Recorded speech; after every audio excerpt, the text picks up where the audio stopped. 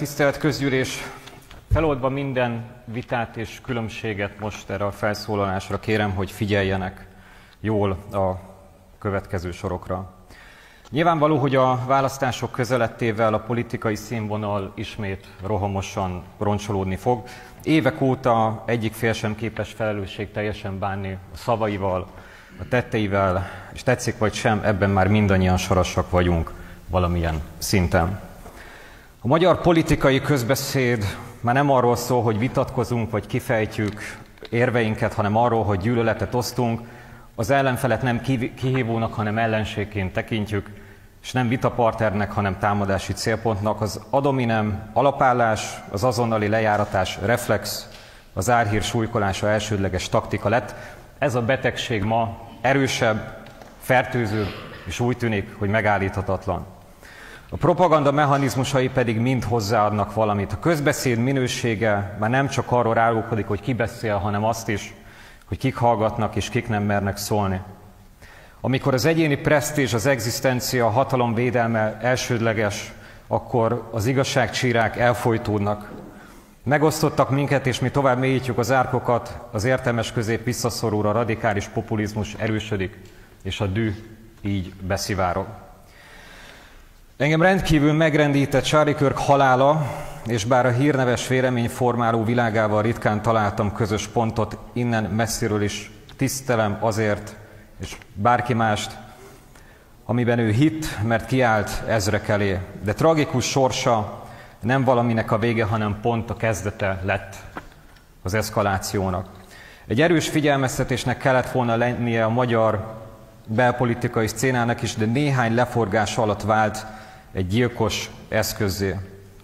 Ha mások nem, szerintem nekünk itt és most fel kellene tenni a kérdést, hogy hol a határ. Mert senki, az ég egyat a világon senki nem érdemli meg ezt a sorsot, bármiben is hinne. És nem sokkal később idehaza Hódmezővásárhelyen a helyi rendőrkapitány több mint 24 év szolgálat után tragikus körülmények között öngyilkosságot követett el. A közvélemény azonnal politikai robbanást látott benne, és megesett, hogy nem alaptalanul.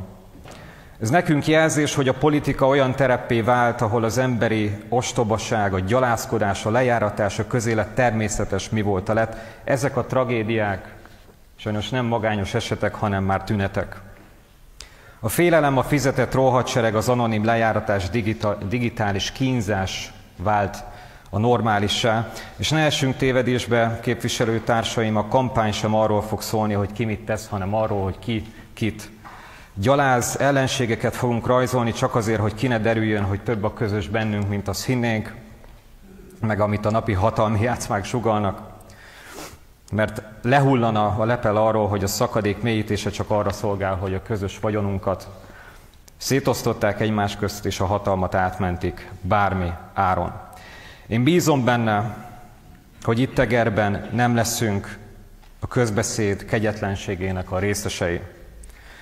Közel állunk hozzá, és érkeznek a vészjósló jelek. Vitázhatunk itt politikáról, elvekről, szakmáról, sőt még üthetünk, meg vághatjuk egymást, de a szó ne váljon soha golyóvá. És remélem és bízom benne, hogy nem fenyegetjük egymás életét, nem toljuk be mások családját, hozzátartozóját, társát vagy barátját ebbe a gladiátor arénába. Engem a minap megérintette Gál Kristóf szóvévő szavai, ezért nagy tisztelettel arra kérem önöket, hogy közösen egy perc néma csenddel hajtsunk fejet Szabó Zsolt előtt, fejezzük ki az együttérzésünket a családjának, és őrizzük meg méltó emlékezetünkben a rendőrkapitányt és mindazt, amit a közért